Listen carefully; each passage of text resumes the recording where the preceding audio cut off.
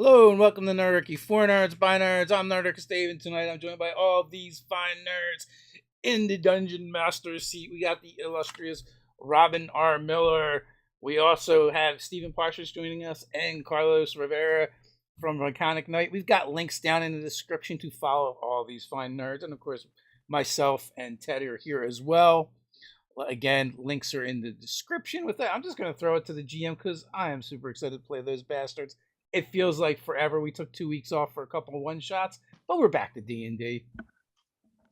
God, and I always love that Halloween one shot too. All right, so when last I don't do that. I don't do that anymore. I roll a d4 and I let you guys do that. This is not my job. Okay, so Prudence, would you like to begin turning the world on? As soon as I unmute myself. Hello. Yes, I'm portraying Prudence. So last time on Those Bastards, we were at the keep, the manor, the mansion. It's a really fancy place. I'm not entirely sure what the outward aesthetic is, but it belongs to the Trisrel family, which is Galason's grandfather and mother. And we got to F around and find out, basically, because there was some breaking and entering to steal a mimic for true love. And there was our pet Mancer needs more pets, I guess.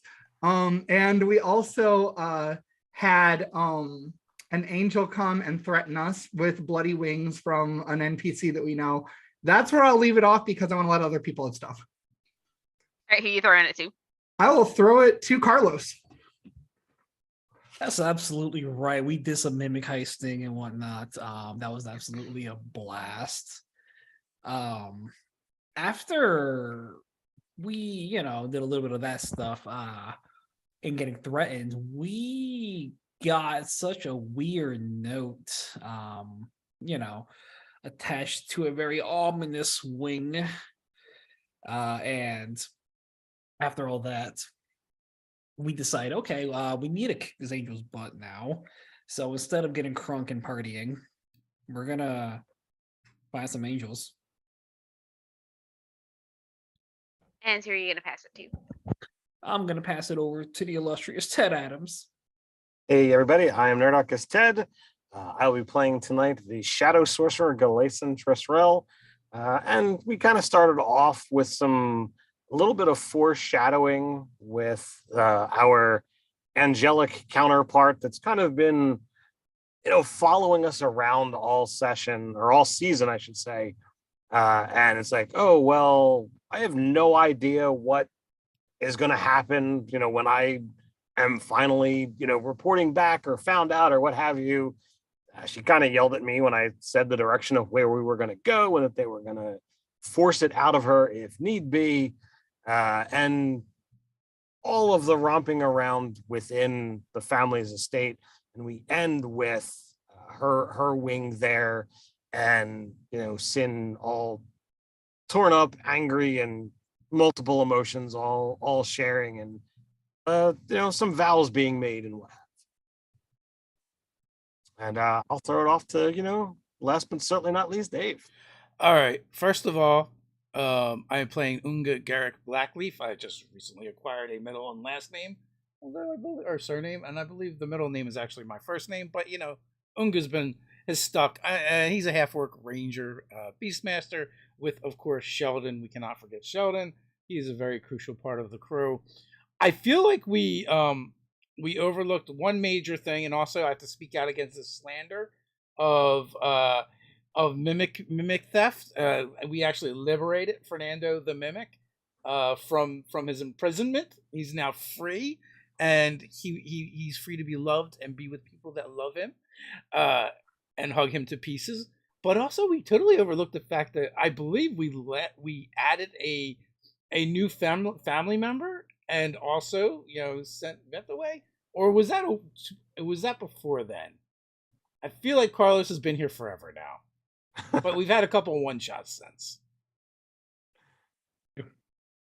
So I think that was overlooked. So I think that was like one of the main things was, acquiring another half sibling. And everyone else pretty much covered Carlos' everything first else. time. You know, we're as thick as thieves. I honestly had forgotten that it was your first session with us. Well, we had those 2 one-shots, so it's just like, oh, We Carlos did. has been here forever now. We did. It's been almost a month. All right. So No one okay. said anything either way, so I'm like, am I wrong? Has he been here longer? In spirits. All right. So like, I left you guys off standing over the severed, bloody wing with that note nailed to it. So And as I recall, Prudence has a jar of eyeballs. could you and be so several kind as to reread the note? Oh, it just says turn yourselves in. Okay. I remember there was a note, but I don't remember the did not remember the exact context.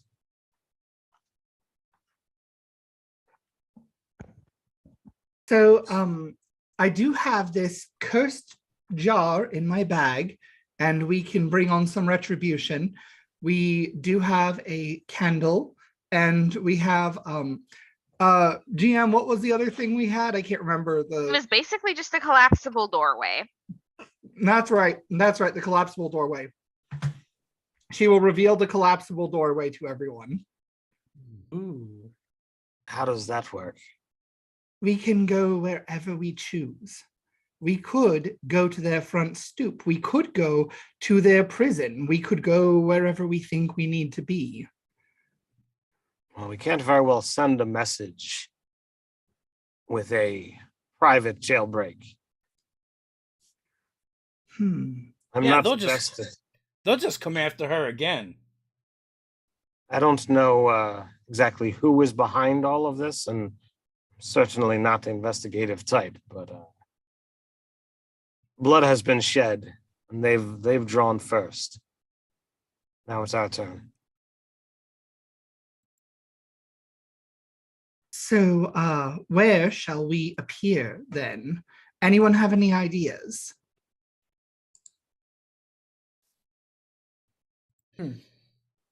Well,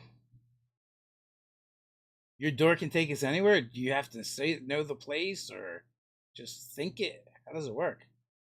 We'll find out. Can I make an Arcana check to see how much Please do.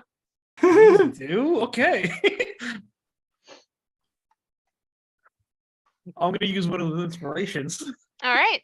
because started off with a hot natural Uno. That wasn't a good number. That's a lot better. 17. Yeah, it's it functions kind of like using a teleportation spell, except it's planar. You have better odds of getting where you mean to end up if you've been there before, if you have something that connects you to the place to use as a focus. Oh, sounds like we might be better off just going to the owner of the wing. Ooh, or the writer of the note. Writer of the note. That sounds interesting. Let's go to the writer of the note. I want to kick their teeth in. Very well then. So I will use the door to try to get to where the writer of the note is. I don't know how this looks for this particular magic item. Okay, so Prudence is the one using it. It's gonna light up. Tell me what the lights look like and like what the interior of the door appears to be for you. Okay. So she sort of unfolds it. It almost looks like a stack of planks. And then as she unfolds it, it's almost like it kind of chunks down and there's like this frame that opens up with it. And it has like this twisty knob on the side. And you can like just think. And as you twist it, it kind of goes to a rune that maybe represents the place that you're thinking. And the door changes shape to look like a door in that place. And the lights that wash over it are kind of like this maybe effervescent chromatic shifting rainbow. That's really cool. and it looks very cool. And she will shift it to this door. I don't know exactly what your celestial planes doors tend to look like. I'm gonna say it looks spacey. It's got like a lot of metal in the frame. It almost looks like it's made of obsidian glass, but if you catch it right in the light, it has like that oil sheen effect to it. Yeah, that's pretty spot on. The celestials in the setting are very much more star feeling than angelic feeling, so that's pretty good. Okay, all right. And then she will twist when she twists the knob and changes the door to that, she opens it and she says, "All right, are we ready?" Wait a minute. And I quickly look for 10 pebbles. Oh, all right. They're pebbles. You can get them very easily. They're all in the ground. You're in a garden. Roll a d20 for me though for happenstance. Absolutely. Oh, no. I get bit by a snake. One? I only roll Okay, once. so you also accidentally pick up a snail. Mm. So 10 pebbles and a snail, or 9 Yes. pebbles and a 10, okay. 10 pebbles and a snail. It's just kind of hanging out on the back of your hand right now. I don't even notice it. I'm just excited that I found Good, then pebbles. it is coming along for the ride, and you guys are accidentally bringing a snail into the celestial realms. Nice. Cool. You Got realize cast and that's going to large become on it. you realize that's going to be a flail snail, right? Oh no. Oh, Ted, do you have giant insect? Someone needs to cast giant insect on the snail. I do not have giant insect. I can get that. I can prepare that for the day Just, because we did level up. I got so excited. Okay. So the doorway is in front of you. You are being transported to the writer of the note. Is there anything else that any of you want to do before you step through? Hmm.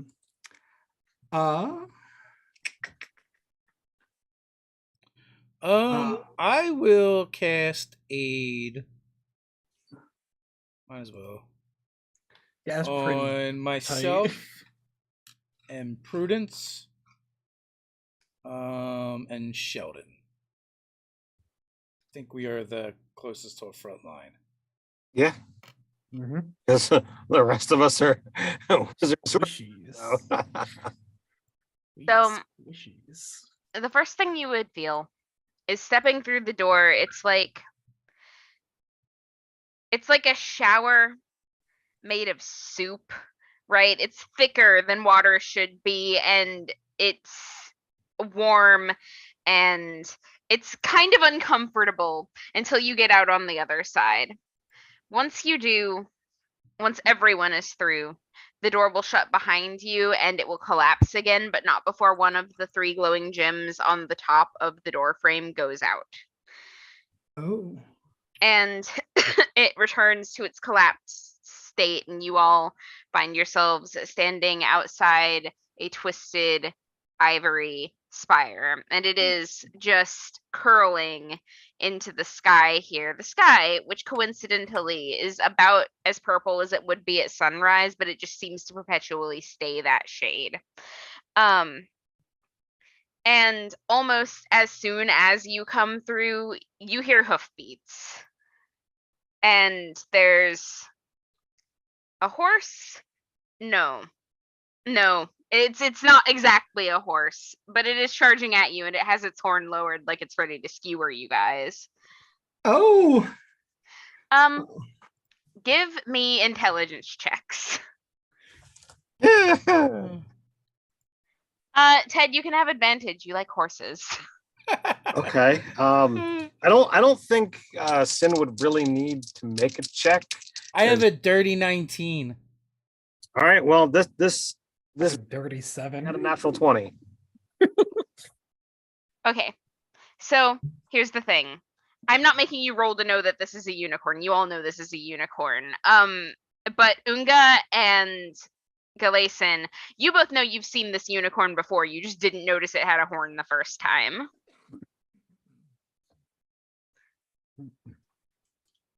It's not the one outside the tower, was it?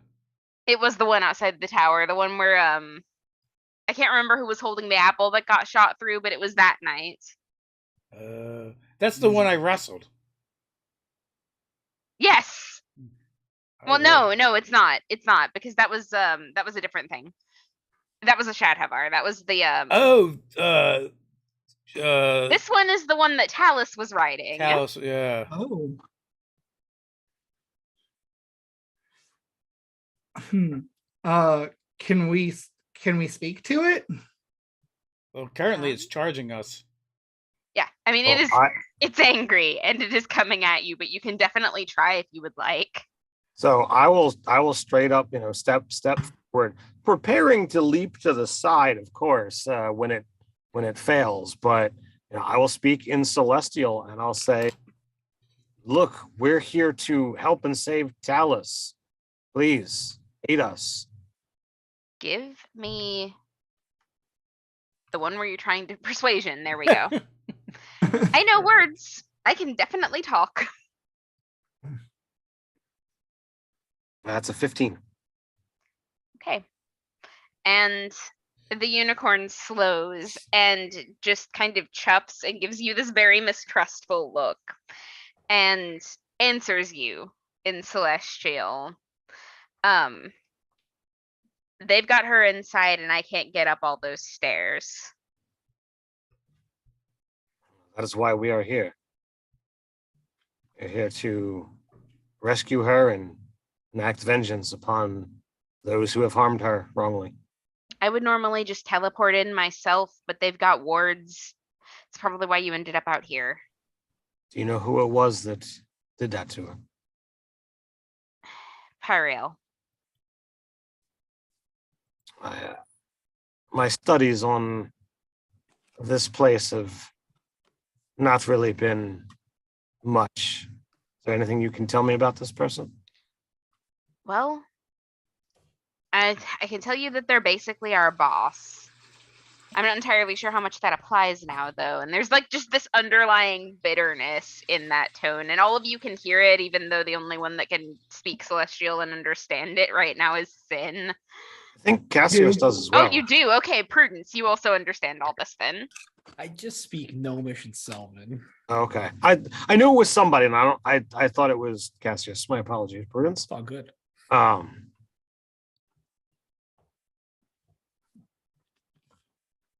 So I am not trying to lay any extra judgment here, but wouldn't you think that ripping the wings of an angel would be unangelic?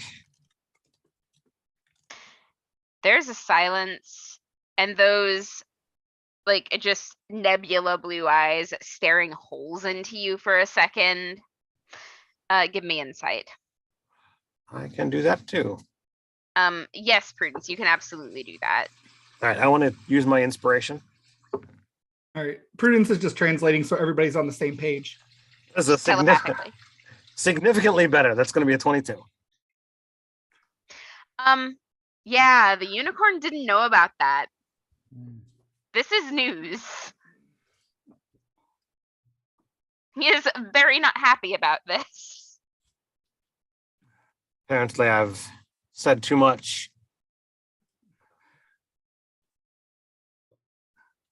So, what is on the other side of the unicorn? The spiraling, twisty tower. Okay, does it look like the one that was in the prime material plane? Yes, in the way that a unicorn looks kind of like a horse. Like this one looks like it is covered in mother of pearl. It's glistening, it's shimmering, it feels like something otherworldly. Okay. But the resemblance is definitely there. Same basic shape, yes. Hey, buddy. Do you think you can kick that door open for us? Gladly. And the unicorn proceeds to walk right up onto the platform and give the door a kick. Quite peeved. Is there any way that you might be able to signal us if anything else were to try and arrive? Actually, yes, I think I can. So the doors bust open with that kick, and he steps aside for you. Thanks, man. I could have probably picked it, but that was way cooler. And then me and Sheldon go in. I give the unicorn as graceful a bow as I'm able to muster. Oh, then I backtrack and come back out and take my pack off and pull something out and set Fernando down in front of the unicorn. Hey, would you do me a favor and watch this little guy while we go in there and kick angels in the face? Is this a mimic? Yeah, his name is Fernando. I see. And yeah, no, you've never seen a unicorn look dubious before, but that is what you are seeing now. Be careful, he's sticky. No kidding.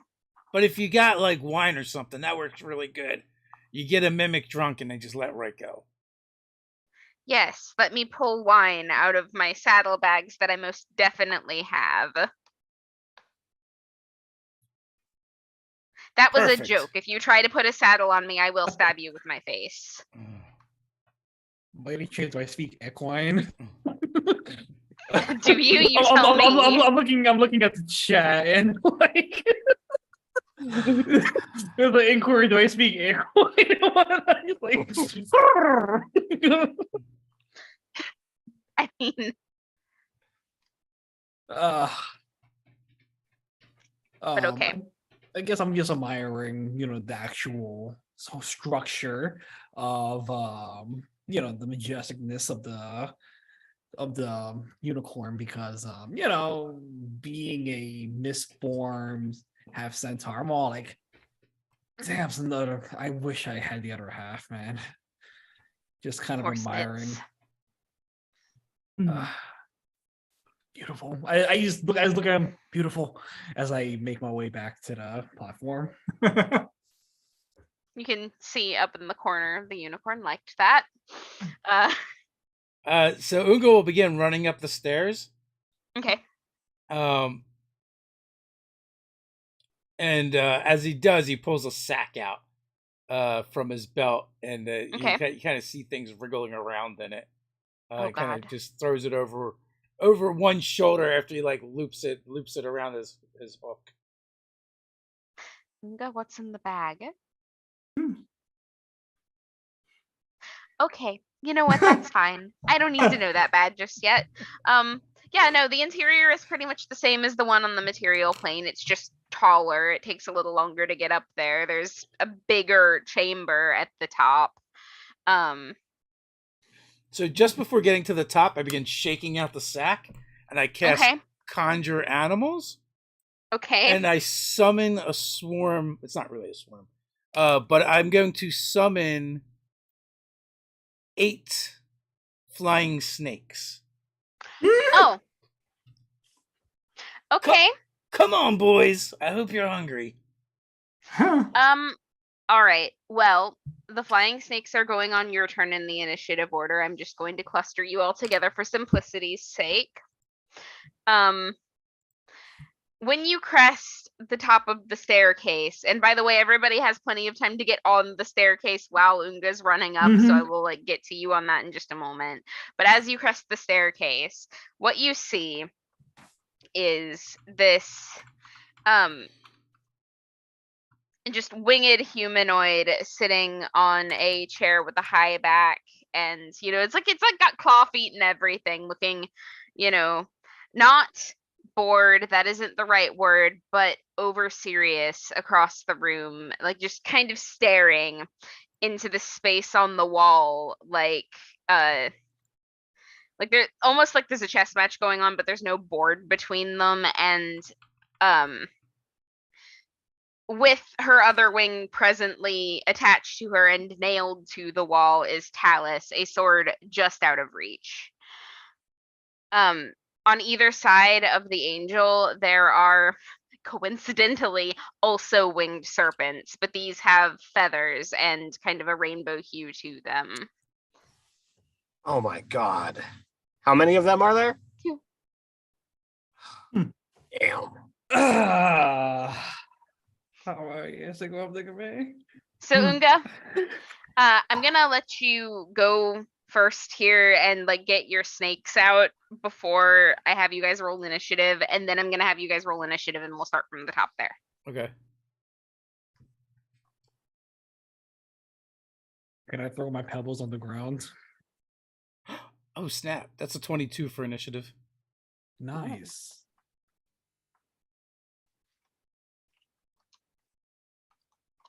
Unga and snakes. Okay, Galayson. 14.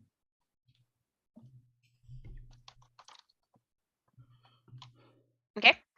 Cassios. Natural 12.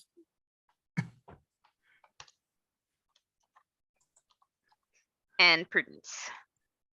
Dirty 20. Hon, hon. Okay. Unga and Sheldon and snakes. All right, so I will Hunter's Mark the angel, and I will command the snakes to murder the angel. Okay. And can I just do this?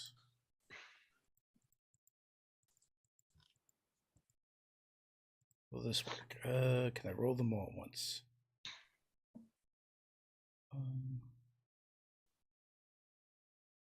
All right.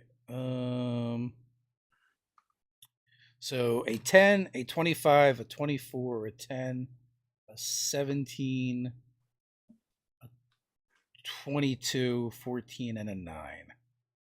4 of them hit. Okay. I do not know if they will actually be able to hurt said angel, but we will try. Tell me what kind of damage it is, because is that matters. 1 point of piercing and 3d4 of poison damage. Okay. Just give me the poison damage. Okay, so 4 of them, so that's going to be 12 die 4.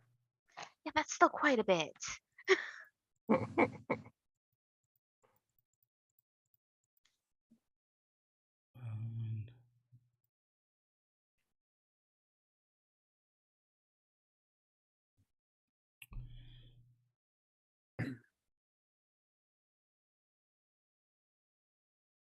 27.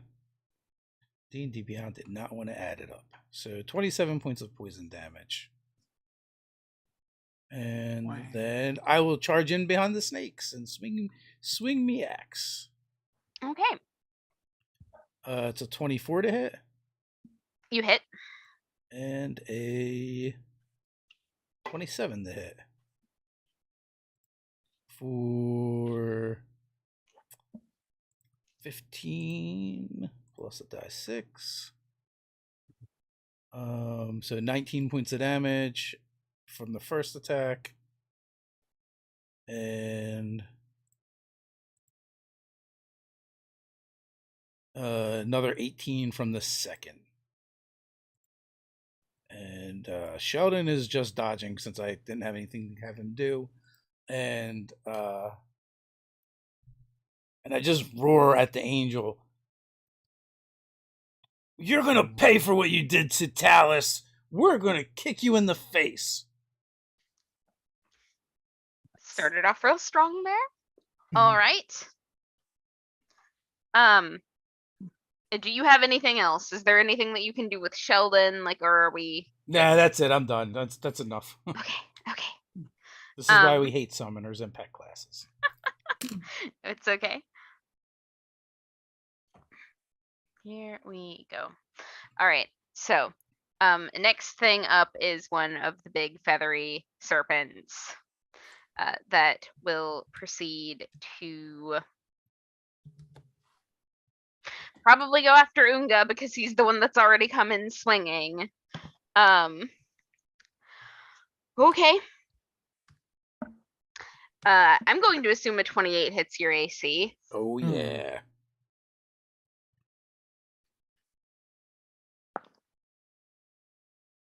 All right, that's going to be for 12 piercing damage, and I need you to make a con save.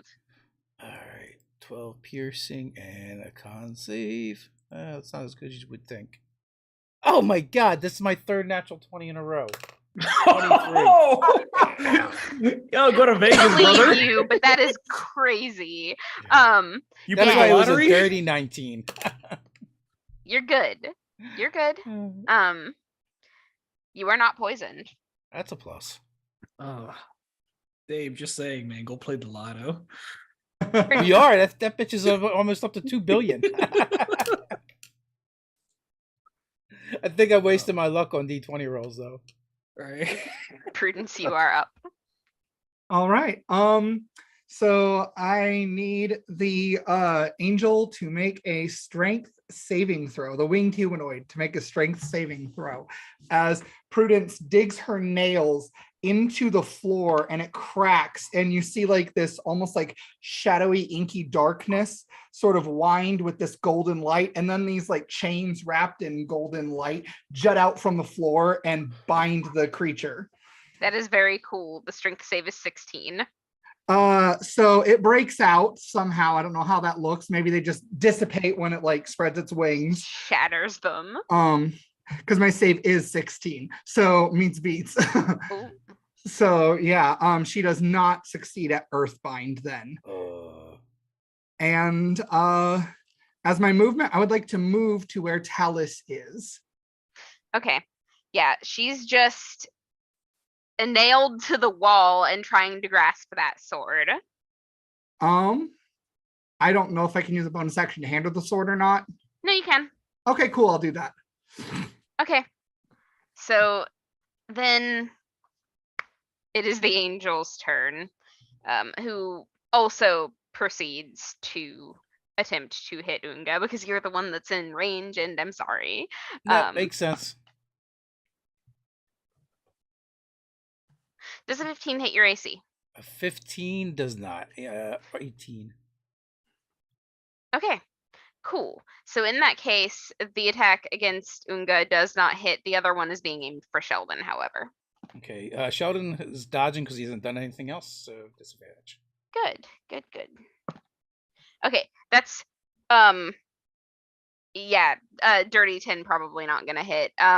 Nope. So there is the whiffening, and then Galason is up. So I want to look to the. Sheldon's got a higher armor class than me, that son of a bitch. He works out. So I will look to the winged snakes that Ted knows what they are, and Sin knows that they're celestial in some way, shape, or form.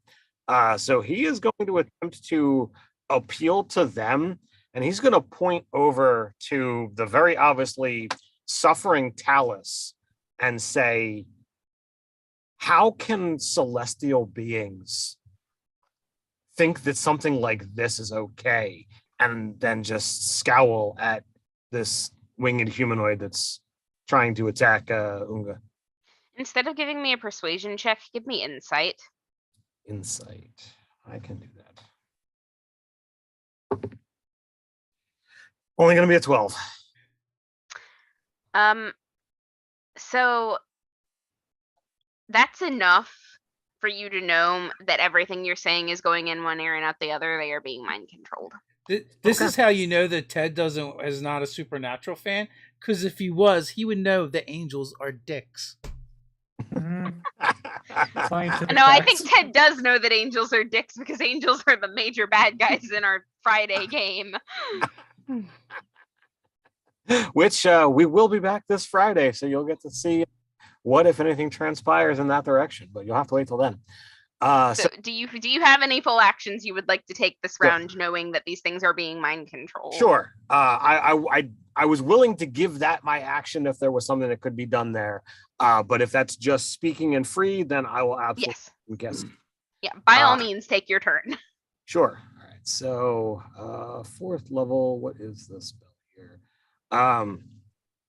So I'm going to look to this bastard of a angelic creature, and I'm just going to extend my hand and unleash some black energy directly at them, and they can go ahead and make a Constitution saving throw. And I hope they fail. No, you have just elicited a nat 1. What happens? So necromantic energy washes over the creature of my choice, and they get to take 8d8 points of necrotic damage. Oh. What a gift. I know this game. I like how you said they get to like it's a As a like it's treat. Surprise. right? Was that Blight? Yeah. Sounded like Blight. I do math. 26. So 33 points of necrotic damage. Ooh.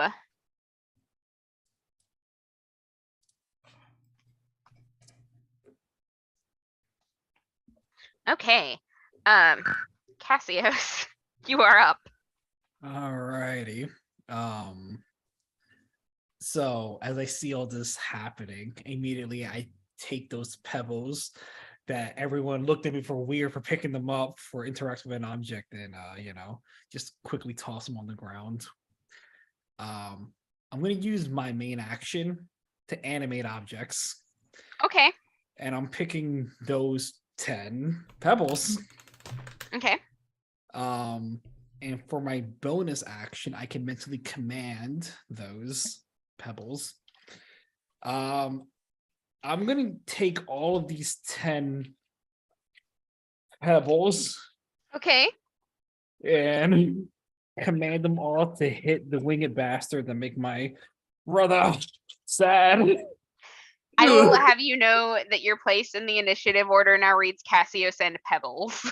Nice. So I rolled a natural Uno for 1, 2 nat 20s,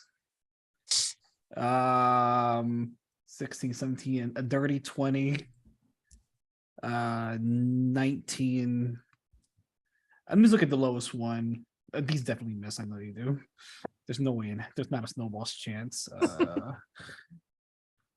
Righty. So the lowest I rolled is a 20. Oh, everything hits. Okay, it's 1, 2, 3, 4, 5 regular ones. So I'm gonna roll. Yeah. 5. Get over here, you jerk. Also, what kind of damage is this? Indeed. It is going to be, Bludgeoning. I believe, yeah, it's gonna be bludgeoning, yes. But it is a magical attack because this is an enchanted thing you're using. Mhm. Okay, It's an go on, animated, carry on. Objects. So for the regular pebbles, 4, 9, 10, 11, 12, 13, 14, 15, 16 plus 4 for each.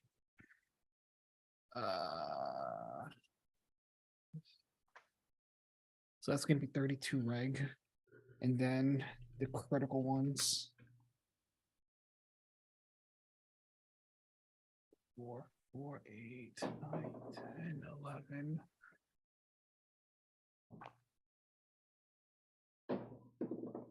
8, 32 plus 19.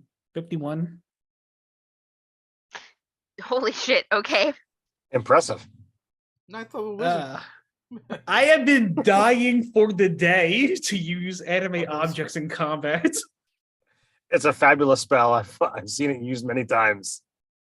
So he is suddenly accosted by the swarm of pebbles, and he's like batting his hands, trying to get them out of his face and from like pummeling him. And you see bruises forming, and then the other winged snake on the side of him just kind of like shivers, and the scales go that like different multi-hued color, and it basically casts a healing spell, and you see the bruises start to recede and disappear again. And then Talus, at the end of the initiative order, who now has the sword that has been handed to her by Prudence, just takes a moment, takes a breath, and hacks the other wing off to free herself from the wall. Oh, that's badass. my god! Could she get metal wings later? This is some Saw shit. Well, sorry, I actually am not meaning to bother anybody with this, and but she'll stumble forward a step. That kind of steel tone hair of hers kind of is shimmering the same way that the winged snake's scales did, except sort of in reverse, becoming darker, more of a brown color. And then we are back up at Unga, Sheldon, and the snakes. All right. So the snakes. Sheldon in the scales. Yeah. All right. The snakes will attack.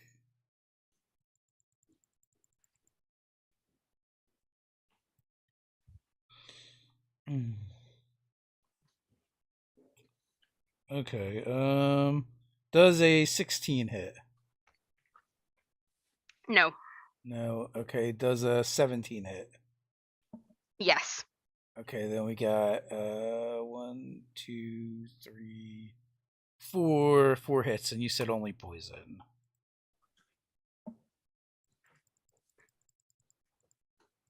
Um. 37 points of poison damage. All right. Sheldon will assist me, so my first attack will have advantage. Which is going to be a 28 to hit for 16 plus 3, so 19 points of damage. We get a good grouping there. Why can't I get one of those 20s to attack? 24 to hit. That hits. Oh, that's kind of shitty.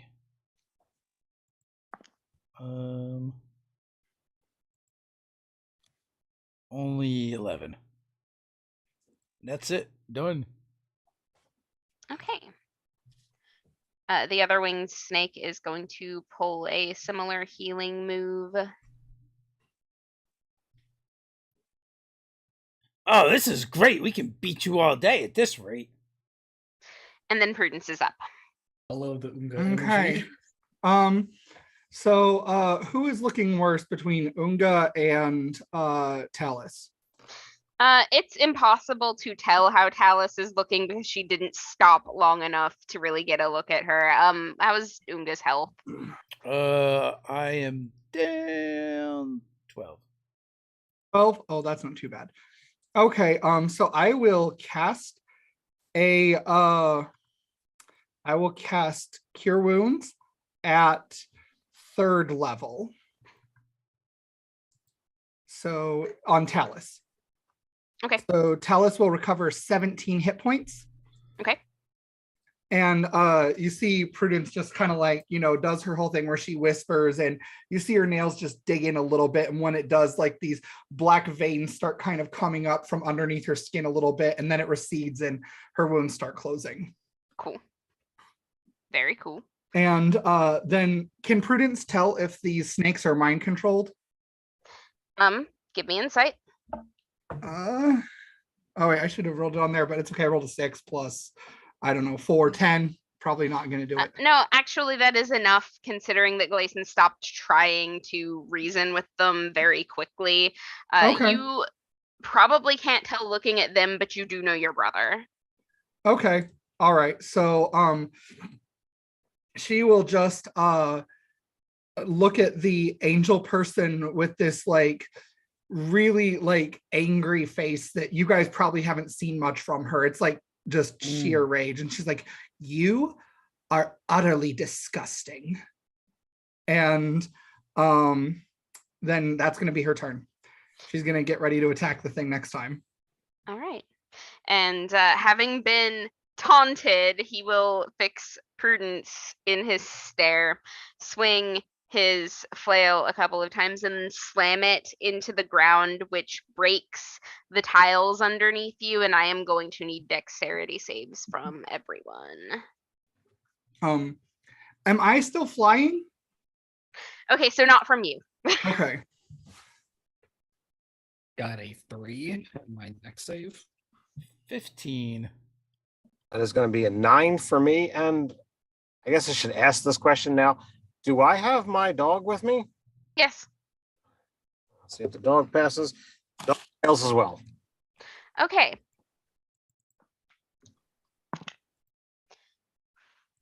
Okay. So you guys, those of you that failed the save will take 18 points of bludgeoning damage, and those of you who passed will only take 9, except for Prudence, who is not on the ground. What did we need? You passed. Okay. It was 15. Okay. So no. Need to make a concentration check. And 18 for anyone that didn't pass, right? Yes. All right. Poor Sheldon. Is he okay? He's fine. Okay. He's a beast. The rules for concentration again. Half the damage done or DC 10, whichever is higher. Okay, so half the damage. 18 is 9. So 10. 10. You gotta be shitting me. 9. Oh, you can no. erase. You can erase the pebbles from the initiative tracker now. So you hear The clink, clink, initiative clink, tracker clink, is clink, suddenly clink, clink. much smaller. Gotta be shitting me. Like, Sin, you're up. It was good while it lasted. So I will send in the still unnamed hound and go after the angel. I assume that at least one between Unga, Sheldon, and a bunch of snakes, something is close. So that is probably, I think it's just gonna miss. That is a 16 to hit. Yeah, no, that doesn't hit. I'm sorry. And then I don't know if there are actually any shadows in said room. Here, no. So he quick looks around as if looking to conjure shadow, but it doesn't happen, and he just kind of unleashes. So let's see. One, two, there's gonna be a no. So I unleash a handful of gouts of flame in the angel's direction, and I guess the weakened. There's too much light around here, so I only hit with 2 out of the 5 for a quite pitiful 14 points of fire damage. Every little bit counts. Yeah, but that was.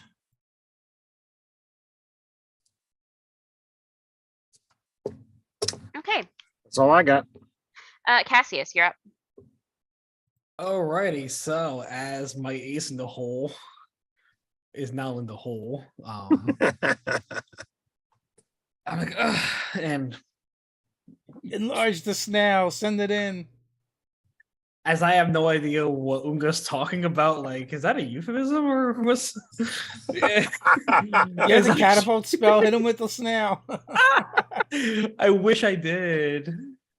But instead, what I will do is cast haste on Unga. Ooh. Like, "Ugh," and be like, do what I cannot. Oh man, I don't know how I feel about this. I'm just That's hoping you okay. do what you do. Why? best, man. Why? Because he's already lost concentration once. Yeah. So the other feathered serpent casts a healing spell, per the usual, that they have gotten into the pattern of doing. Talus proceeds to walk up among you and activate a paladin aura. You now have advantage on your saving throws. Unga, go. All You're up. right. Let's see. All right. Attack my little scaled friends. And what are we looking for? We're looking for 17 or above, right? So that's Yes. 3. It's going to be 5 hits this time.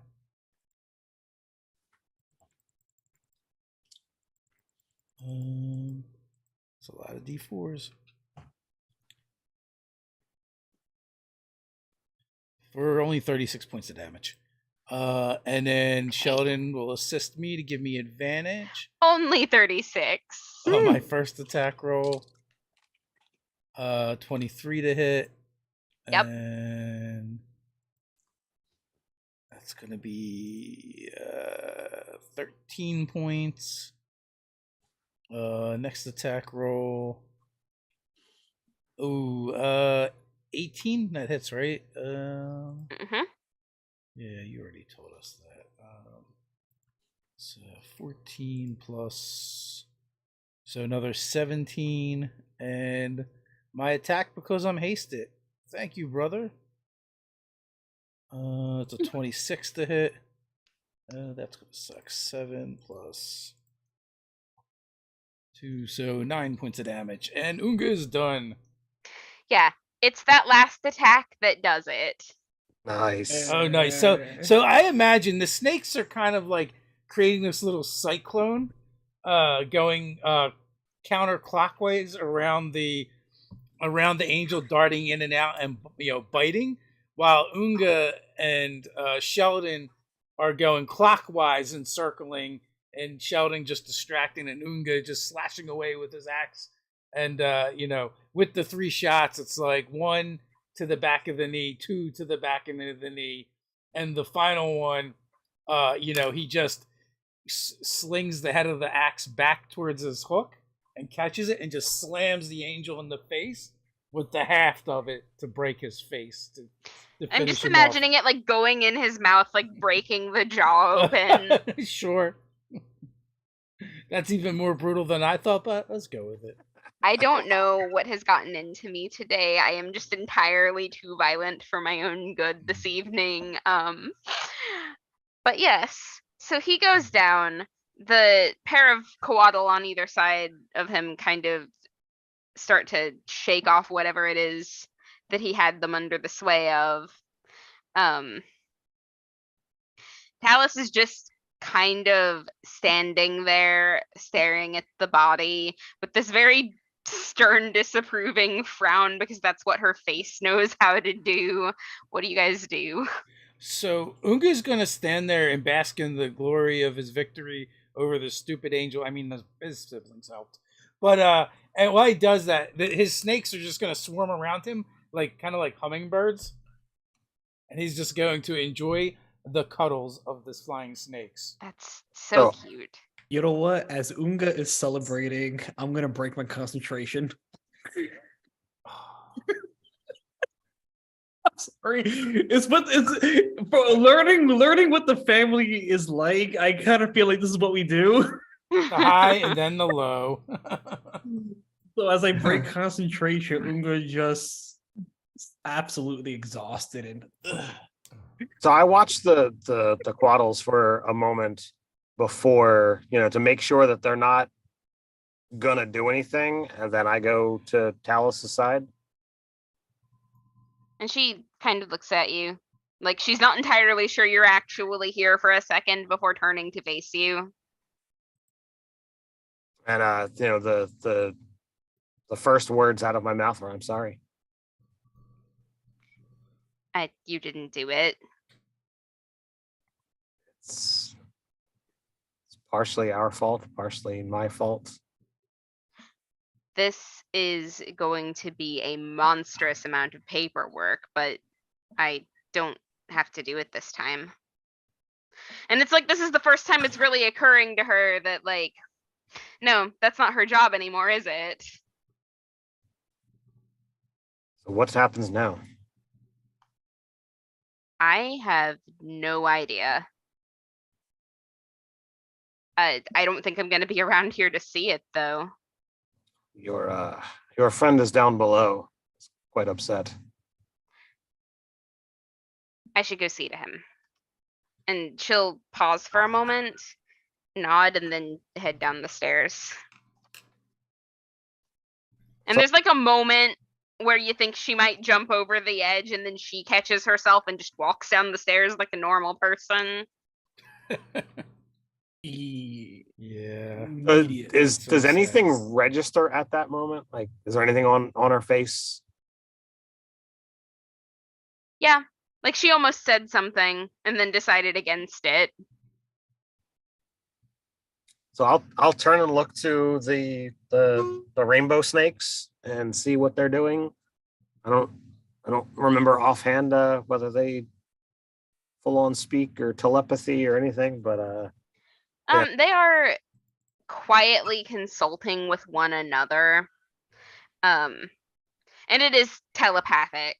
But they're only speaking to one another at this moment, but you can just kind of see from their body language and the looks on their faces, they're rather unsettled. So what happens with the angel body? Is it just lay there and bleed out? Man, I really want to say it disappears into sparkles, but I'm gonna go with yes, it did very much leave behind a body.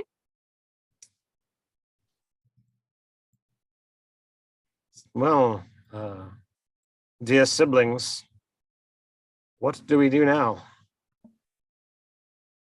We did what we came for. Now we can go back. We got Talus back. We broke the angel's face.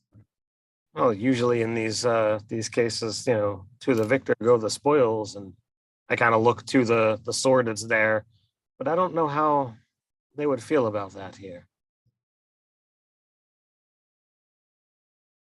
I kind of take a quick moment to go to Talus. I guess while this conversing is happening. Okay, she went Sure. outside. You find her, unless you're going before she'd get to the bottom of the stairs, mind you. No, I'm not gonna cast haste on myself just to jump down there. So Okay, so then you would find I'll just her try. in quiet conversation with the unicorn outside. I'm just gonna go to her and say like, hey, by the way, my brothers and sisters upstairs and whatnot. And I know this is the first time we're actually meeting, but it looks like you are suffering from a defect at this moment in time, and I myself, as I look behind, expecting to kind of see extra legs, don't have extra legs. I too am missing, or I feel like I'm missing some parts. But anything you will ever want to talk about, just know. Eventually, I will definitely take you up on that. It hasn't really settled in yet. It will. And on that note, I just go upstairs to leave her be with her thoughts. See if I didn't ask for these feelings. Thank you. All right. Prudence, what are you doing? She will look for anything that seems particularly useful or of a magical nature, because she does not want these people using anything magical with us. And she's also going to leave the jar of eyes. Oh, just gonna leave the jar of eyes here. Yeah. Okay. Yep. It'll I'm be just fun. imagining you setting it in that like claw-footed chair. Yep. Just setting it there very neatly, maybe putting like a little blanket around it, Oh, that's funny. Yeah, the room is actually mostly void of things. Like there's some, like celestial measurement devices hanging from the walls and stuff, but for the most part, it's not enchanted. It's just, astrology stuff, astronomy stuff, star stuff. She will absolutely take those books. She will also, is there parchment and quill in here? Yeah.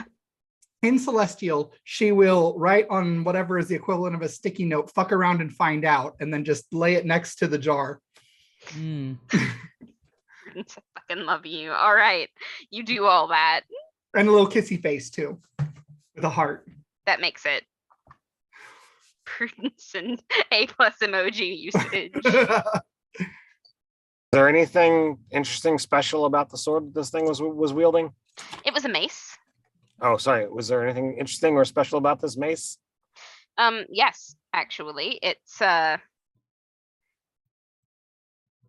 I mean, you could identify it, or you could If it looks attune to nice, it. and If find it out. looks nice and nobody says or does anything, I will pick it up. And Grave robbing. I mean, he's not buried. It's not a grave yet. But yes, it's definitely magical, and I actually do know what this one does. I mean, it's not like I'm going to be using it, but whatever.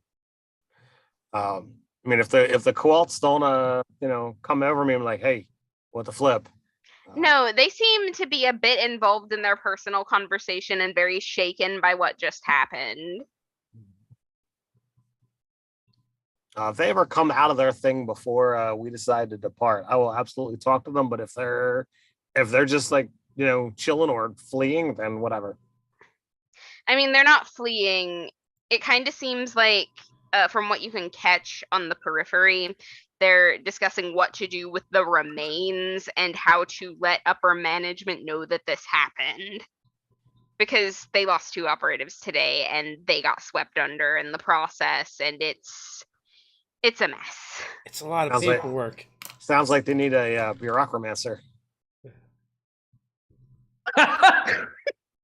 Are you okay, Carlos?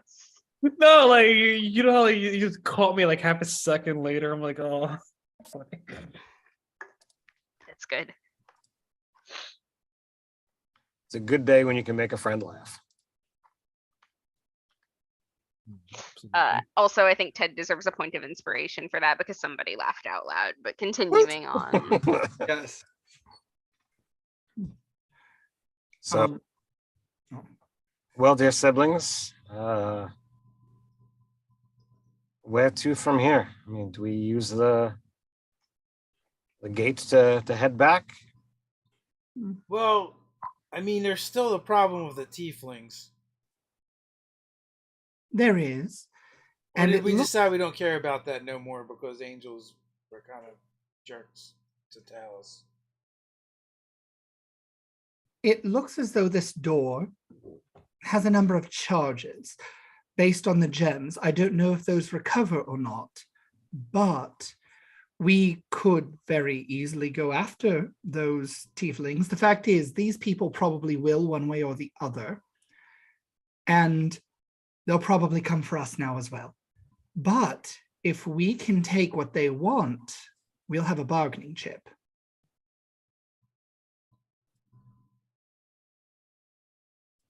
I like that.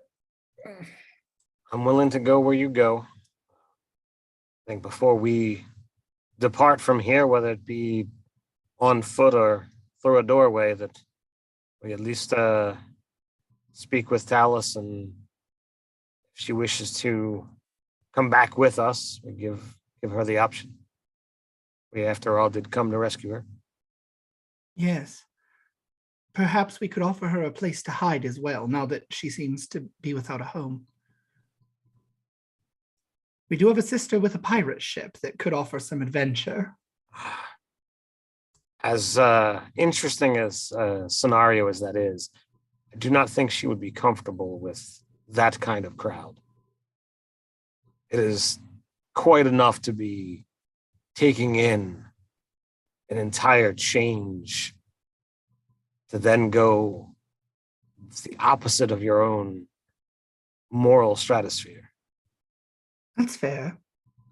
Oh, what if we sent her to Vent?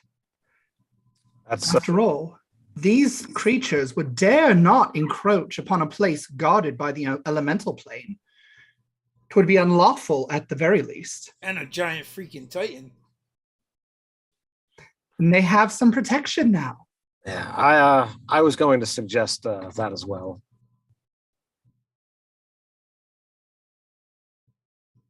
Poor Vent. We're just going to dump all of our unwanted problems on them. Somehow I feel like Vent, being the heroic type, would love it. It's destiny. I would I would agree with that assessment as well. I'm just imagining him hiring all of these NPCs you send his way. Oh, this person needs a job. We can make that happen.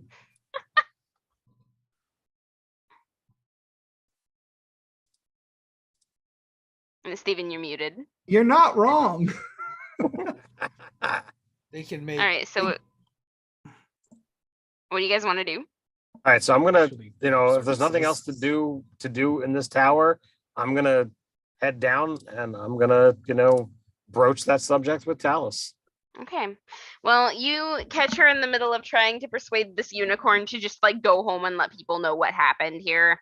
Like, and there's a bit of an argument going on, but she seems to be winning a little bit at the time. She's gaining ground in this extended persuasion situation. If I walk in, I would immediately join Talus aside and espouse whatever I might be able to add in to the conversation. Okay. Oh. Give me a persuasion check with advantage.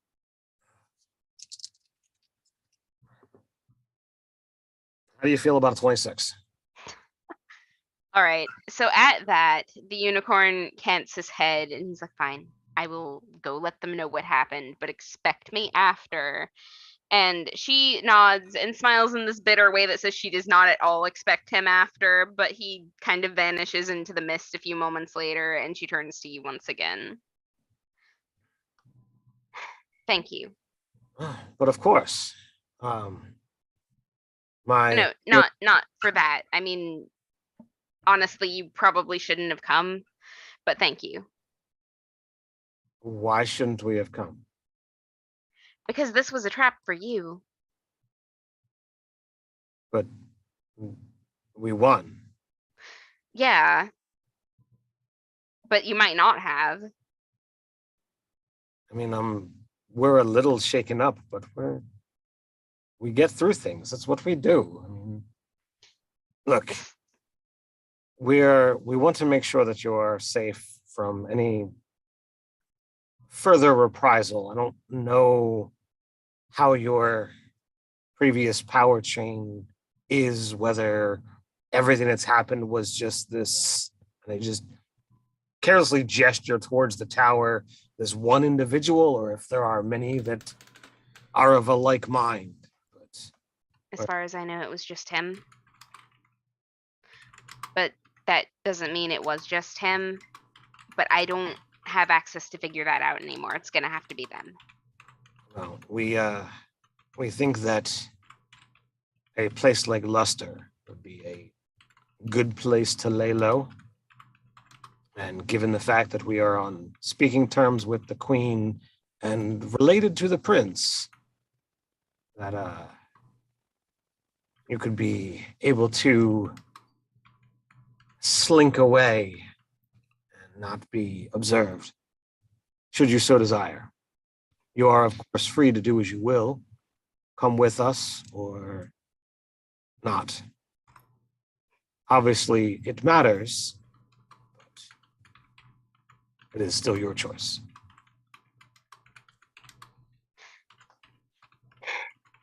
You know, if you hadn't added that last part, I would have accused you of trying to ferret me away somewhere and like wanting me to go hide. You know, that's not gonna happen. I'll find something. But I mean, it couldn't hurt to stick around for a couple days longer. Well, we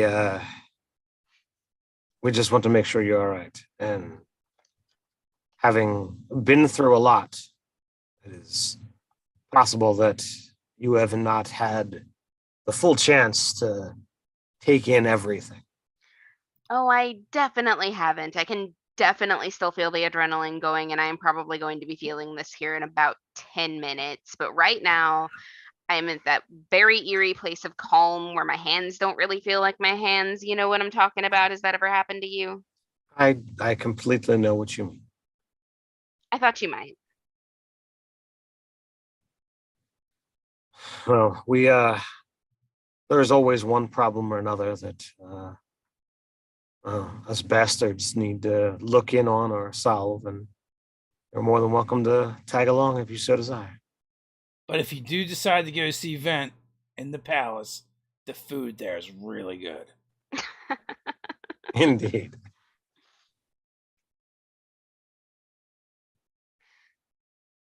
There is a fighting arena as well. You could participate in build your strength back. They divide it by levels so that you can go against someone of similar skill. Maybe. Just watch out for the elemental use.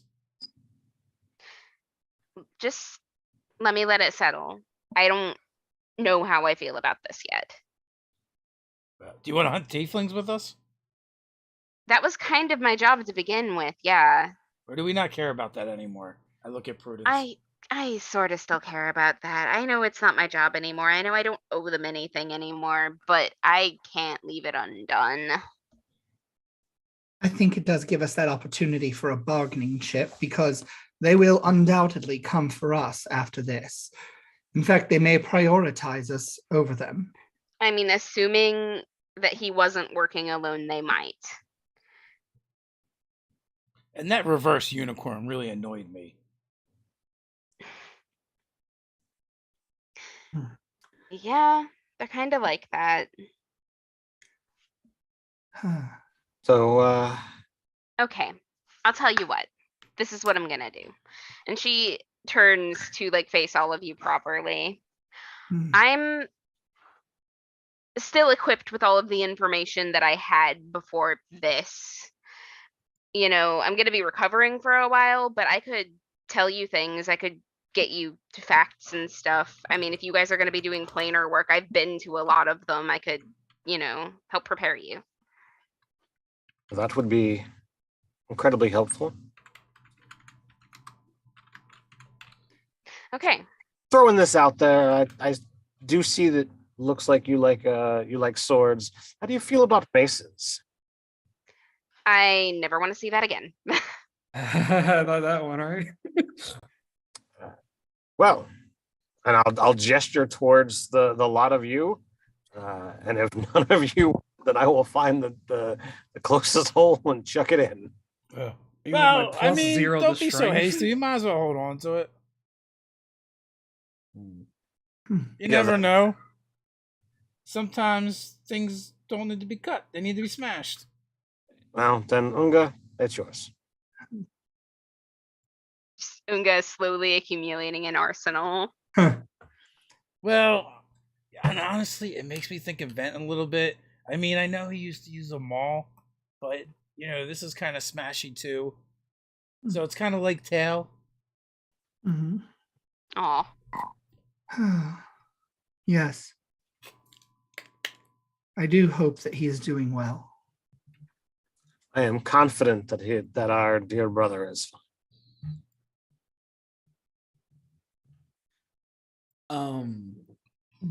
Hearing everything that's been happening, I cast illusionary script on this thing. I'm looking to this person, be like, hey, if you need something to do, you could take a look at this, as I hand them the illusion paper, under the assumption they still have like true sight and stuff. And Robin, I'm gonna send you over Zoom what it says. Okay.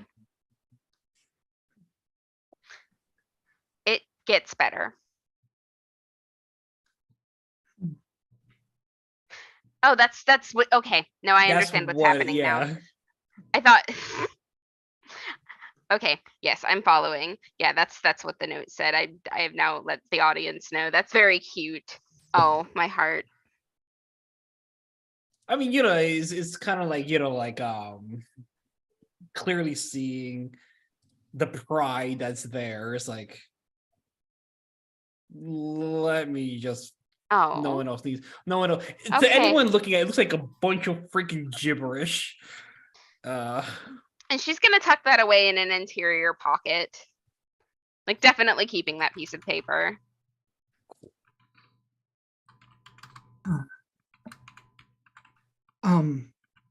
So shall we rest here, or do we rest on a different plane? Do we go back to where we were? What do we do?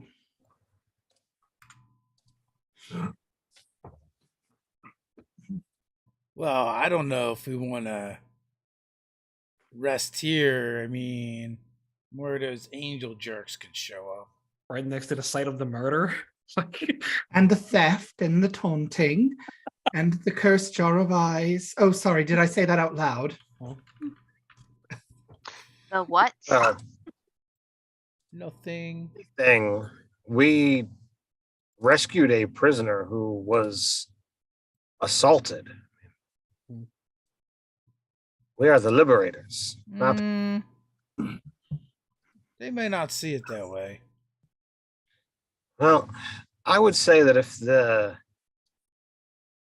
bigger of the winged snakes that were in that room, if they had had a problem, they would have probably continued the fight. But as soon as we felled their master, they seemed to come out of some kind of magical trance. I don't know. I wouldn't fight us. We just smashed the heck out of their master. Like, they might not have wanted any more of that. Oh, that is true. We are impressive. But does something like this happens in a vacuum? So Talus has proceeded to kind of take a knee because her injuries are starting to catch up with her, but she'll hold a hand up and say, I would actually advise getting out of here. I don't know for sure that this goes any deeper than him, and I want to think that it doesn't, but if this were any other faction, I would be advising getting out, so I would be remiss not to here. Well, as you yourself said, that you're the one who's knowledgeable about the planar stuff, so it would be foolish not to take your advice. I'll, bow towards her and then look to Prudence. Shall we take the gate home? I want to do one more once over very quickly. GM, I messaged you, but I would like to try to see if I can find anything that Cassios might be able to use, knowing that he has a spell book. Right. Like the wards on the outside of the spire. I mean, they've got some kind of anti-teleportation thing set up and just warding against people popping in and out that way. You can get the lettering that they used to set those wards up, and with a little bit of work, you might be able to reverse engineer it. Can you reverse engineer it to a disintegrate spell? No. Be totally lit. Be totally lit, bro. You're saying? So Prudence will just give you a stack of papers that she made notes about things. Here, wizard. Homework. I hear homework. I'm like, oh, cool. So let's go. Do we go directly to the plane between planes that the tieflings went to, or do we go back home? Galayson, what do you think? You're asking the wrong sibling here, dear sister.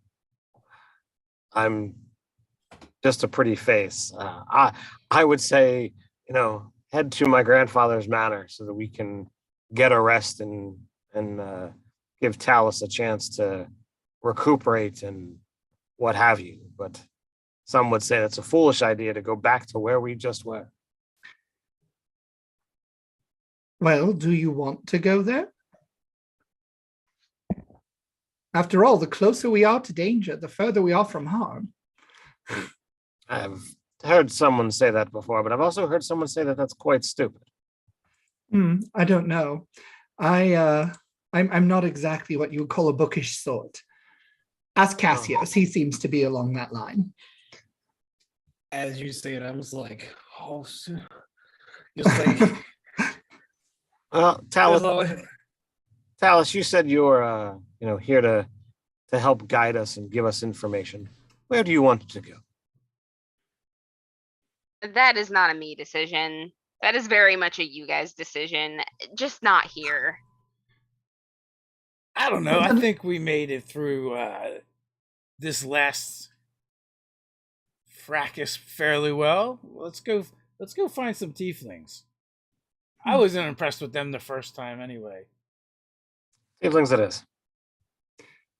Do either of you arcane casters happen to have a means of making a place more habitable? maybe a force field, or I've heard things of pocket dimensions. That's something that my adoptive mother used once in a while. Some sort of tiny hut, perhaps. I mean, in 8 hours, Oh, I got can. this. I pull out my bag of holding. You can all crawl in here if you want. Do not do that. No, there's not enough air in there. Oh. I have a number of tricks, but I don't have anything like that. You want to be better at something? You want to get bigger, get smaller? I was just about to shrink that angel down to an eighth of her size or his size before Their size. before Unga squished him in the face.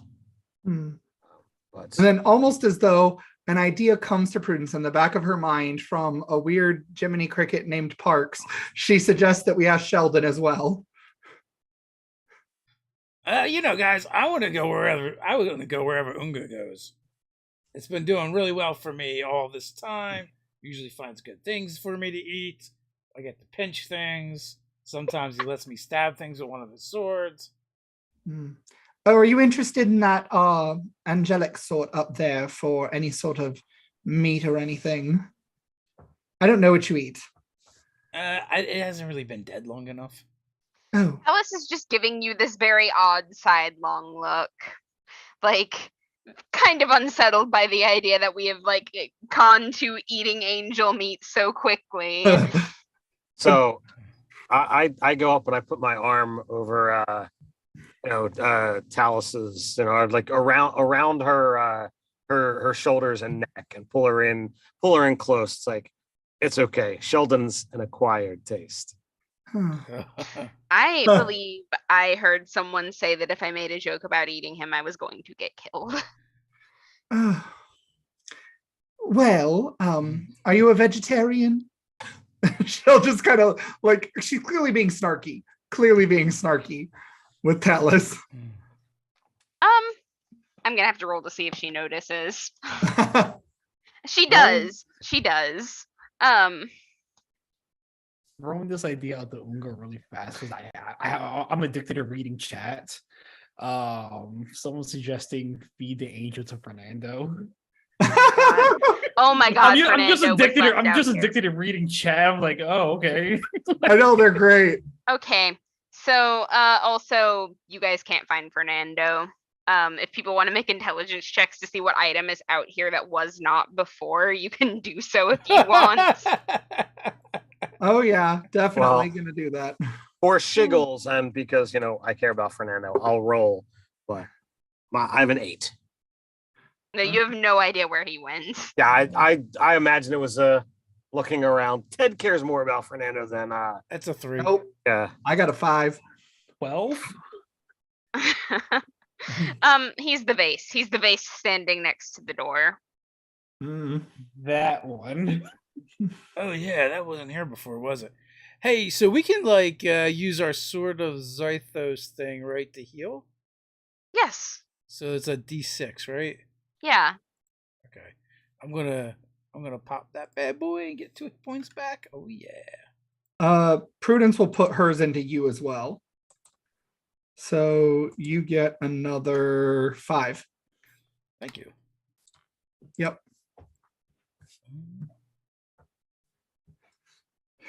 How many hit points are you short now?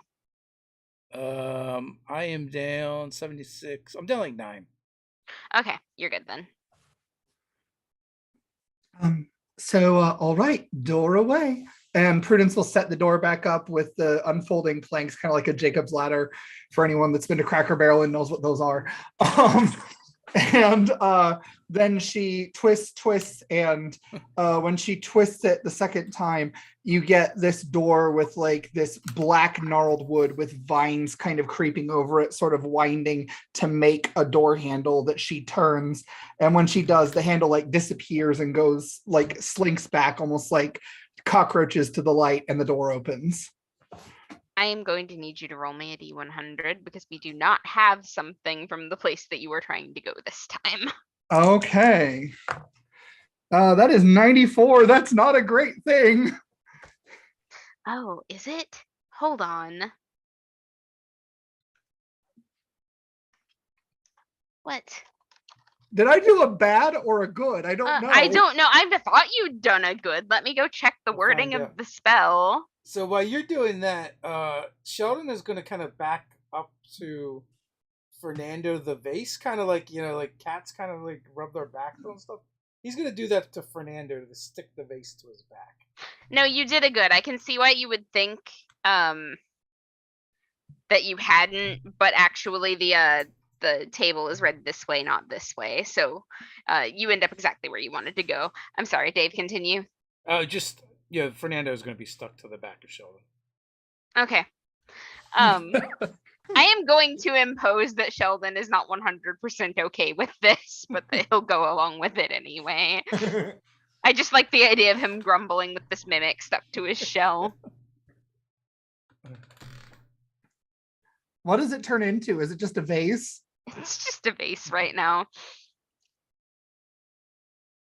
Sheldon's just like, you couldn't have even turned into anything cool like a ballista. So for any downtime in the immediate future, Galayson is going to just kind of engage in basically meaningless conversation with Talus, trying to keep her mind focused on wherever the conversation goes, so it's not on, hey, I lost my wings and my job and my life and everything's all gone to pot. Yeah, I mean, like, she will participate in these conversations quite eagerly, in fact. And a couple of times, like, as you guys are walking, she will approach you instead of it being the other way around. So that is worth noting. But you guys come out the other side in this, it's almost like a glade, except that all the plants are sort of, I mean, they're voidy plants, right? Like, they're all like black leafed and like have these outlines around them in this like strange, eerie white gray color that like glows on everything. And the sky is black and the ground is black, and it's kind of hard to tell where one ends and the other begins, but you can if you look at it really hard, right? And like on either side of the path, there's just all these grown up plants, and then occasionally there'll be a let out on one side or the other. Are there any, like, you said that there's a lot of things here that are, dark colors. Are there black flowers? Yes. I will definitely pick some of those. Okay. So yeah, you get like a void rose with like the ends of the petals all covered in that like kind of weird gray light. I love this place. I want to move here. It's kind of dark and gloomy. Exactly.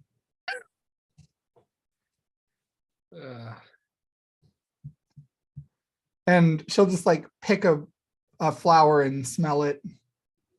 And it smells. This is not like a. You know how when you read words, you can kind of hear them in your head without actually hearing them with your ears? Mm-hmm. That's what kind of smell this is, and it definitely smells like you think a nebula would smell, like not scientifically, but just in your heart. Oh, that's delightful. And she'll just pluck a few and start weaving like a flower crown or something, very druidy like. Oh, that's cute. Yeah, you can definitely do that, and it definitely fits perfectly. And this is, I mean, just like cute plant things, but Prudence edition. It tracks. Yep, she's going to give the first one to Talus. You will willingly wear that, and thank you for it. You're welcome. Let's see. Oh, Unga, you could do with a boutonniere. And she starts like weaving one of those. You're not bothered by dark flowers? No, they're beautiful. Oh, you're not wrong.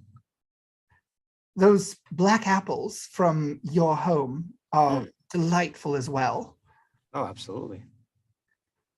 But anyway, so where to now? I presume we need to track these tieflings, but frankly speaking, I don't know much where to start. I'm not much of a tracker. I mean, and then she looks to Unga. That would be Unga. I would think the first order of business would be to figure out where the flip we are, and to kind of take a moment and pull ourselves together. I would not mind a bit of respite and a meal after a hard-won fight. This is the Savage Grove. And in spite of the name, it should be a safe enough place to stop and make camp as long as we're not really posing a threat to it. Picking a couple flowers here and there should be fine. You know, actually digging into the ground with like a drill or something probably wouldn't be. I will sit Indian style near like a large section of growth, and I'll hunch down and begin whispering to the vegetation and to the plants. And I will use my ranger ability. Okay. Where's that at? To speak to them. All right, cool.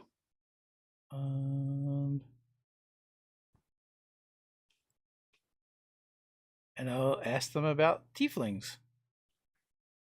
What are you saying? Well, I guess I will describe the tiefling that we fought, and ask the plants if they've seen that creature come through here. So, one of the roses kind of shivers a little bit and then like starts gnashing with a mouth that had not been there previously, created from the petals, and that is what it uses to speak with you. And it kind of peers around one way and peers around the other, and then it's gonna like tilt back up at you. Oh, so I want water in exchange for finding your creature. Oh, we could probably do something like that. So the way the spell works is you imbue plants within 30 feet of you with limited sentience and animation, giving them the ability to communicate with you and follow your simple commands. You can question plants about events in the spell's area within the past day, gaining information about creatures that have passed weather and other circumstances. So you can actually do a bunch of things. I forgot how cool Speak with Plants actually is. But yeah, so Awesome. I'm just going to question them, and if they want water, we can definitely do something like that. Oh yeah, you are absolutely being extorted by the garden for water right now. I absolutely love the fact they just gained sentience in over a millennium, let's just say, and the first thing they come to mind is feed me, Seymour. Yes. Yeah. You're not, man. After all, this is a savage garden. It is the Savage We're all Garden. thirsty. Savage Grove. Or Sorry, whatever Grove. homies. Gardens are tended. Gardens are tame. Sure. This thing, the rose, it's kind of looking at Prudence like that might be the thing you were talking about, but after a while it seems to kind of come to the conclusion that she must not be the one you were talking about because she's with you, so why would you be asking? There were two others like her that came through here about a week ago.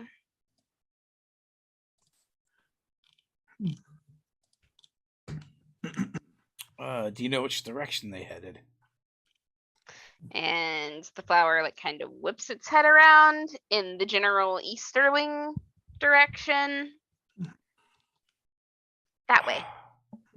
Great. Thank you. And I'll get out my wineskin that has water in it and begin sprinkling water.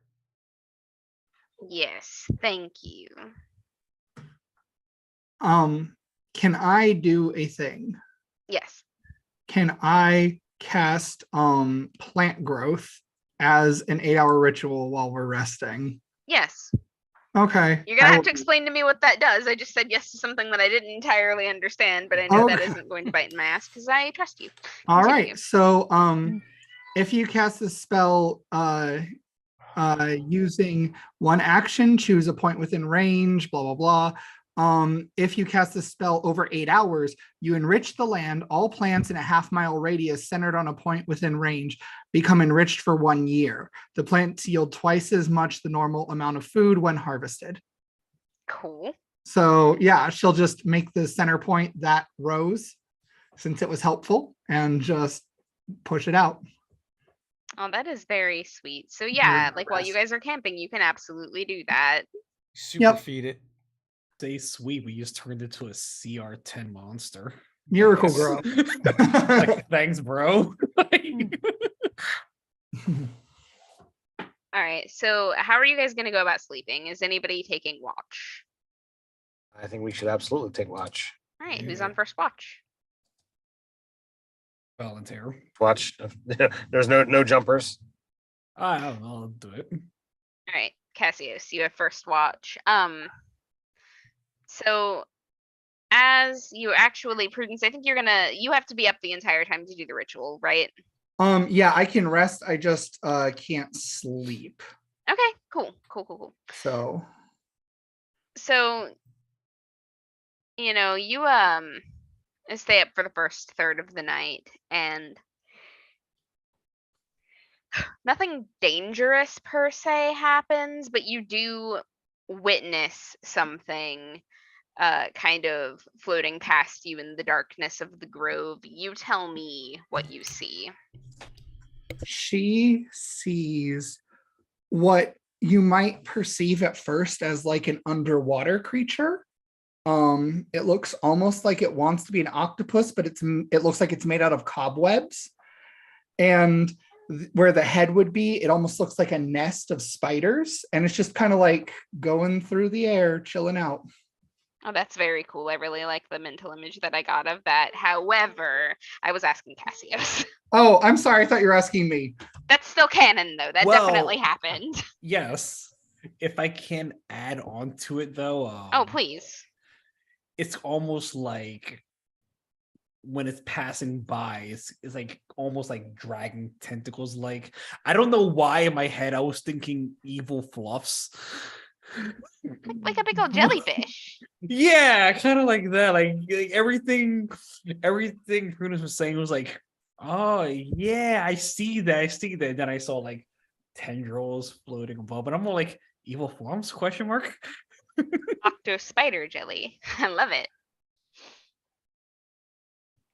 All right. Who's on second watch? I'll take it. All right.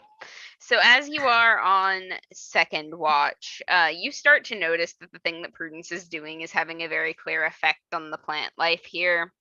They're all kind of, you know, they look a lot healthier, but that rose in particular that this point is centered on is like 5 times the size it was when it started.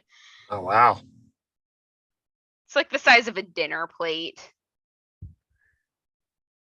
That's a pretty big flower. It's a pretty big flower. So I would pretty much be relying on. I swear I'll name the dog between now and next session, who's definitely far more observant than I. You know, not only does he have keen hearing and smell, he actually has a decent check to this. So. To perceiving things. So I'll just rely on him and kind of observe the area and like check out the different plant oddities. One of the plants, which appears to be a weeping willow, but in the same fashion as the other plants you've seen here so far, leans over and gives you something. What is it? So it is a seed of some kind of mysterious plant, and it is, blacker than anything else here. Ooh, that is very cool. Void seed. I like that. All right, so I guess that means that Unga is on last watch. Correct. Unga and Sheldon. So morning doesn't come here. This is not a place where time exists. But when your watch comes to a close, that flower, is no longer a simple flower, and you get to like watch the last phases of it kind of morphing into the form it's in now. I don't know if any of you guys played Pokemon, but it kind of looks like a Roselia. Hell Like yeah. it's got like vague person shape with like flower hands and like just like petal dress going on, still rooted, but able to like turn full circle and like kind of seem like she is dancing in her little flower bed where she is. Oh, that's lovely. I play Pokemon. Shit, I mean, I grew up on it. Yeah, I It's thought I was gonna come get two of through. you with that and not the other two, and I was correct. Yeah, So sorry, I have vague awareness of a handful of Pokemon stuff, but only because of my kids. Unga, you see some kind of creature winding through the thorns at the feet of this rose woman. Describe it to me. Some kind of creature, you said? Yeah. Okay, it An animal. is it's a large centipede like creature with almost like neon purple striping on it, except for instead of the head of a centipede, it has the head of a very attractive woman with Oh, with purple hair and glowing purple eyes. But judging from either side of her perfect shaped mouth is a set of mandibles. oh, I love that. That is very cool. It is like very much like something that would have crawled out of Inuyasha. Right? Excellent. All right, so everybody wakes up. You guys are able to pack up your camp.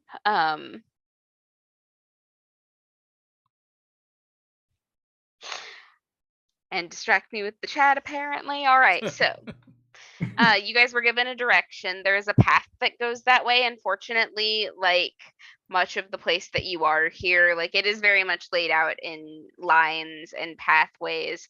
And you can tell as you're walking that some of them do turn and like create kind of a honeycomb structure, but the path that you are on is fairly straight and it goes in one direction. And as you're walking, there's just eerie stuff going on just out of the safety of the path you're walking on, and it's like there's moss under your feet. But after a while, the plant life starts to thin out a little bit. You guys open onto a larger plain where the stone is all that same black color, and there are I don't remember if the stalactites or no, they're stalagmites because stalactites hang tight to the ceiling. Okay. Stalagmites just kind of sticking up here and there that all have eyes that turn to look at you as you exit the glade. Eyes of all kinds of different colors and shapes, but the irises are all gemstones. I love them. They're beautiful. And Prudence is going to go up and try to talk to one of them. Do you speak? And she tries it in like multiple languages. She has Celestial, Common, Druidic, Infernal, and if nothing else works, she'll speak to it telepathically. Well, none of the languages work because these creatures don't have mouths. And when you do try to connect telepathically, you get a very alien mindset. Like, this thing has never been human. It has never been anything human adjacent. It's basically a rock. And so you get rock thoughts. You get, like, hundreds of years of sitting here and like long sweeping ideas of how the climate has changed in the area where you are, the process of like building up like it is, and the things that it has seen. But one of the things that it has seen was a tiefling like you, and that sticks out in its mind because it very recently saw something that kind of looked like you that came through here. Oh, I will question like seeking more information. I'm feeling like since these are rocks, they aren't humanoid. I'm thinking more in terms of like the opposite of the rock, right? The movement, the airflow, like where did they go? That kind of thing. Okay. And that's actually working very well. It understands exactly what you're asking. All you have to do is persuade it to comply. Okay, what am I rolling to persuade a rock? That's a Persuasion. fascinating thing. Persuasion. I mean, you're am not- doing it mind to mind. Like you've got, you're in. You understand the language you are speaking right now. Okay, that's a 14. Okay. The rock is a little bit trepidatious. Apparently, the ones that came through here before were not as friendly as you are. But you can kind of feel it, like this very almost this willingness to help you, but the fear of doing so. Can I look and see if any of the rocks were damaged in the process of these things moving? Oh yeah, one of them has the top broken off of it. She will find the top and use mold earth to try to reassimilate it back on. So mold earth on its own doesn't seem to be wanting to work.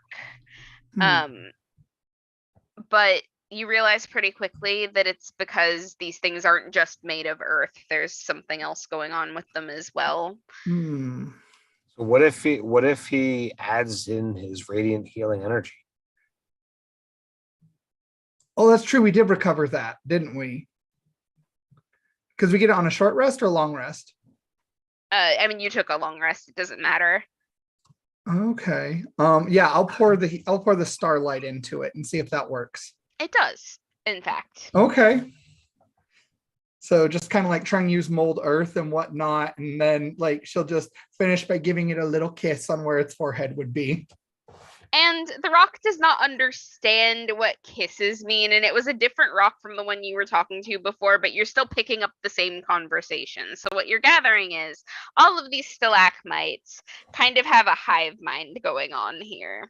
And the collective of them, they're all actually quite pleased that you were willing to take the time to heal one of them, because nobody's ever really done that before, even if you did stick your mouth on it afterward, which is pretty weird, but so what they do is some of them keep their eyes open and all of the rest of them just close them, and it's suddenly a lot darker here, but the path in front of you is illuminated by the like strange glowing eyes of these stalactites leading forward. Ooh, very cool. All right, so Prudence will just kind of communicate the opposite of the hurt that was done was the gesture that she did when she kissed it. And then she will motion to her brothers, come now, the path is clear and safe, and these lovely little rocks are going to show us the way. And Talus just kind of comes up beside you and is like, you know, those things usually like shoot beams at people and try to melt your face off, right? That makes them even better. You are so strange and I'm here for it. And she'll just like lean over and kiss the rock again and kind of pat it a little bit, communicating like appreciation and enjoyment. All right. So does anybody else want to do anything with the rocks, or are we good? There doesn't happen to be any eyes that have managed to fall out in any way, shape, or form. So, there are gems lying on the ground. No, it doesn't quite work like that. Gotta check. Right? All right, but you do follow the stalactites. I mean, if you do you follow the stalactites? Because you can totally go off in another direction if you want to. Why would we not follow the strange face melting stalactites? Well, I mean, that's exactly why you might not want to. I'm just checking. Prudence will communicate about what the rocks saw and about the tieflings and how they were the ones that broke that one. Like you jerks. And as you go further, some of the ones that like still have eyes open to guide you have had a few like gouged out and just like scarring on the stone. There are a couple others that have cracks in them. You could probably have followed this damage and found the direction you were going in if the rocks were not intentionally trying to show you where you were going. And then you reach the mouth of a cave system. And it's odd because there's something that feels very cave-like about the entire area you're in. You know, it feels enclosed because of the way the sky is such a similar color to the ground.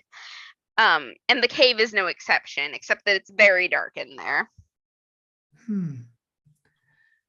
Well, I have light, and she'll produce flame. And you've got like this purple, pink, blue fire kind of just roiling in her palm. Does anyone else have means of sight, or am I going first? See just fine. Yeah, I have dark vision, so I'll step up next to you. So I should grab a torch. That's what I need to do. Yeah, I'll use my torch and Well, if he's got produce flame going, you should Uh, read it. give me perception checks. Okay. Woohoo! Oh, Lil Bean, you're okay. 10. 10. 21. Okay, Sin, you see a string threaded across the entrance to the cave. So 11. I will point that out before anybody crosses it. All right, and now that you all know where it is very easy to just step over it, or if someone wants to try to disarm it, you may. I'll try to disarm it. Things that Unga doesn't get to do very often. It's true. I kind of imagine him like, wait! Even though we could walk over, he's like, hold up! Yeah. What kind of MacGyver it? You know what I mean? That is going to be a 12. But you know, it's a simple snare trap. It's actually enough to kind of what you end up doing is setting it off, but standing in a place where the blade that comes swinging doesn't hit you, and it just kind of keeps going until it slows in the middle. I have Sheldon. I'm like, snip here. And he's like, Nice.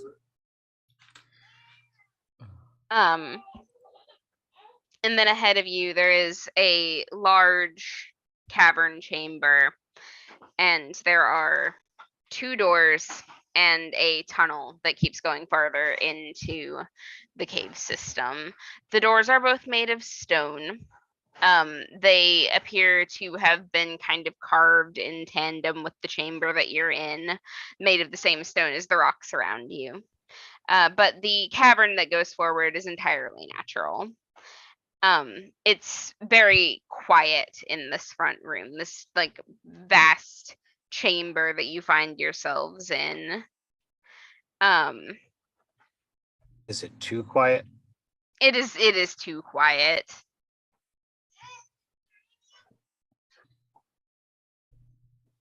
Should we scout, or do we just barge our way through? Well, I vote for stealth personally, but I'm not sure all of us are equally stealthy, and I have not prepared my thing that hides us well today. Well, I am quite stealthy, and the wolf's name is Dusk. So, yeah, or the dog, if you will. We could go check it out and see what could be found. Yes. Let me see. I don't know what all I have is telepathic. Do I have that mind link thing or no? I don't know. No, I just have detect thoughts. Never mind. I thought I was going to do a clever thing. Heck, magic.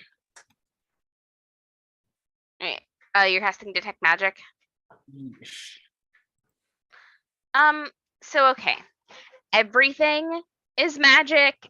So there's a low key glow around you coming from like the whole plane that you're on, but there are things that are glowing brighter than others. So like the items that your companions are carrying and one of the doors, the one on the left.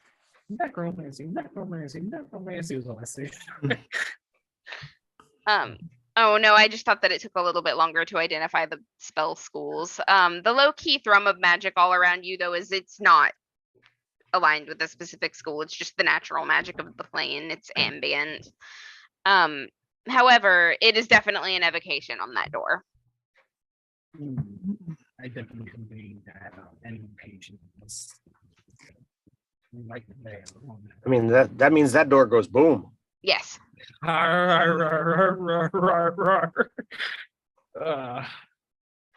So what are you finding there, dear brother?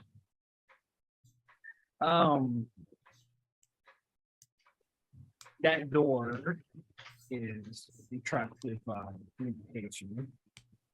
Now, can I do an Arcana check of some sort? I don't want to metagame those icons, but I don't want to.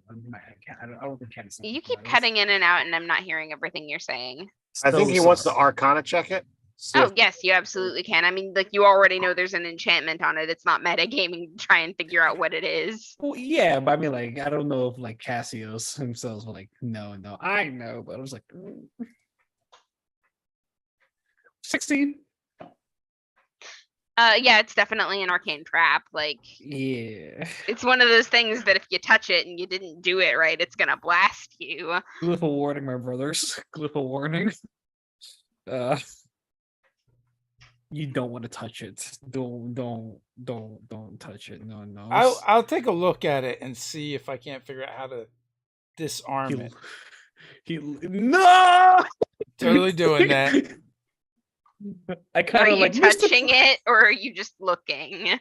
Well, I'm gonna get out my thieves' tools and literally, I Mr. President Unga, like, boom, trying to knock him down. I'm totally trying to figure out how to disarm the magical mechanism. I don't know. Okay, but do you touch it though? Yeah, I mean, I'm gonna have to. I think. Oh, good. Okay. I'm caught in that, man. Give me just a second to grab the wording on this because I wasn't expecting this to happen. Oh my god, the text on the spell "someone kill me." You put it there, DM. I did because I thought you guys were smart mean, enough not to touch the door. I think it's like, what is it like? You just need the basics: 8x6 or something, 6x8, something like that. Some kind of saving throw. Yeah, there we go. There we go. Okay. Yes. So what happens when Give I me go a to touch it? dexterity saving throw. All right, dexterity saving throw. That is a 25. I got a 12. Okay. Are we Okay. all making Good. this or just him? I'm Oh kinda shit! like No, Mr. you are all making that save. Oh. Okay. I mean, I was doing because, like, I said I Mr. President Unga, but evidently didn't get there in time. Yeah, give me a dex throw. Yeah, it's 12. Okay. Who else was standing close enough? Oh, I would not have been close if he said the door goes boom. I'd be backing up, and so would the dog. Okay. So that is going to be 17 lightning damage for those who did not pass. And that's going to be DC 15. And only 8 for those who did. All right, I will half that again with absorb elements. Cool. And I go through the door. Wasn't Unga dodging the consequences of his own actions. I'm gonna leave you on opening the door, however, because it is now 10:30 and time for the game All to right, end. we got to remember, just in case there's something on the other side of the door, my axe is now charged with lightning damage. Yep. Somebody in the chat, remind us of the lightning axe. And you know what? Bloomy, I know you'll be here. I'm going to totally gamble on this, and I'm going to use a 3rd level slot for that. Wow. So before we get out of here, just a secondary reminder, come back and join Robin and myself and Carlos Friday evening for another episode of Untraditionally Arcane. Oh yeah, also we're doing Quill and Sword on Thursday this week, so And we have a guest for that. yeah, we do. We have a guest this week. I'm really excited. Okay, so yeah, lots of gaming across the interwebs this week. If you would like more streaming goodness, yeah, go check out all the things. We're taking off from doing the live chat Friday afternoon this week, but we'll probably be back to it next week or the week after that. Of course, we'll be back next week with those bastards and our live chat as usual. And thanks everyone for watching, everyone for playing, and of course, Robin, thanks for being the awesome dungeon master that you are. And until next time, stay nerdy. Stay nerdy. stay nerdy.